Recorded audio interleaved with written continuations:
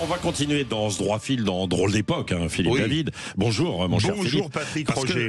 Il y a les derniers rebondissements entre la signature du Mercosur et les menaces de nouveaux droits de douane qu'on vient d'évoquer en provenance des Américains. Absolument, Patrick. Alors, la France était contre la signature du Mercosur avant-hier, comme la Pologne, l'Autriche, la Hongrie et l'Irlande. Mais je l'avais dit au micro de Sud Radio avant Noël, c'est que le ralliement de l'Italie était un marché de dupes. On faisait semblant, comme ça, on espérait que les agriculteurs rentrent dans leurs fermes, et pour qu'ils disent, finalement, une fois la trêve des confiseurs passée, c'est fini, on signe. Alors, toute la classe politique française était contre le Mercosur, ou faisait au moins semblant. Macron a tergiversé, au bout d'un moment, il disait c'est peut-être pas si mal. Et von der Leyen a signé, sans qu'on puisse rien faire. Logique, la France a abandonné sa souveraineté. Est-ce que la France pouvait vraiment faire quelque chose ? Non, elle ne pouvait plus rien faire parce que la politique commerciale commune s'inscrit dans le cadre de compétences exclusives de l'Union européenne. Je ne vais pas vous donner les numéros des articles, mais c'est très simple.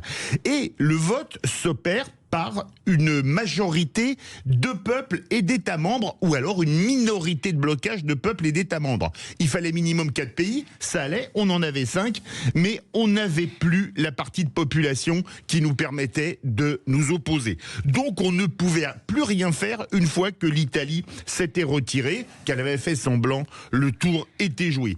Alors qu'est-ce qui a permis de signer ça ? Il faut le rappeler, c'est le traité de Lisbonne. Parce qu'on a mis ces clauses dans le traité de Lisbonne de 2008. Vous savez, le traité de Lisbonne, celui par lequel Sarkozy et Hollande, main dans la main, ont piétiné le vote du peuple français du 29 mai 2005, qui s'était opposé à plus de 55% des voix au traité constitutionnel européen. Alors maintenant, on sait à qui les agriculteurs doivent demander des comptes, ceux qui ont piétiné le vote des Français il y a maintenant 18 ans. Alors c'est pas tout, simple, non. Parce qu'il y a d'autres choses quand même. Ah oui, Patrick, c'est pas tout, car regardez les nouvelles menaces de Trump en termes de droits de douane sur ceux qui s'oppose à l'annexion du Groenland.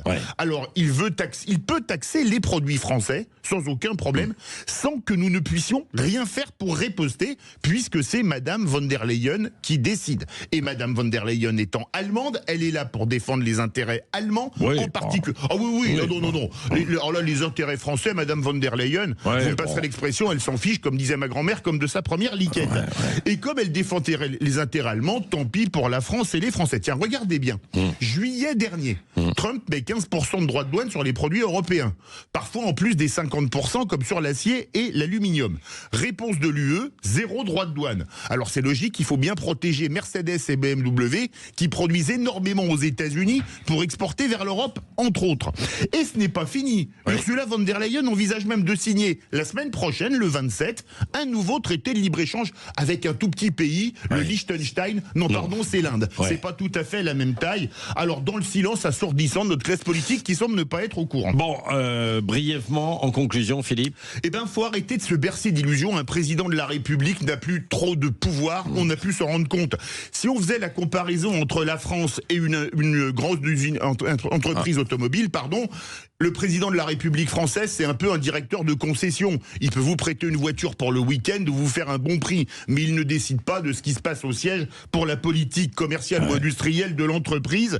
Alors, le problème, c'est le cas d'Emmanuel Macron, ce sera le cas de son successeur, qui n'aura pas plus de pouvoir, sauf à aller au clash avec Bruxelles. Mais comme personne ne semble avoir ce courage, le déclassement de notre pays est parti pour durer.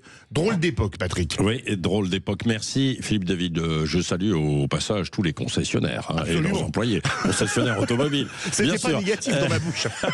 Jean-François, bonjour Patrick. Bonjour. Votre invité politique tout à l'heure à 8h15. Éric Coquerel, député La France Insoumise de la Seine-Saint-Denis et président de la commission des finances de l'Assemblée nationale.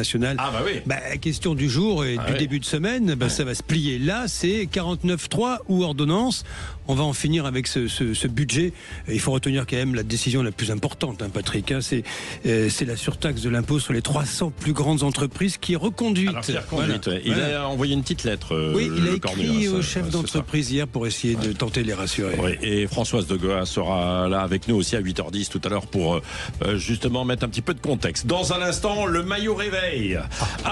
Et on va parler de Sébastien Lecornu. Je crois, mais je suis pas sûr. Régis Maillot.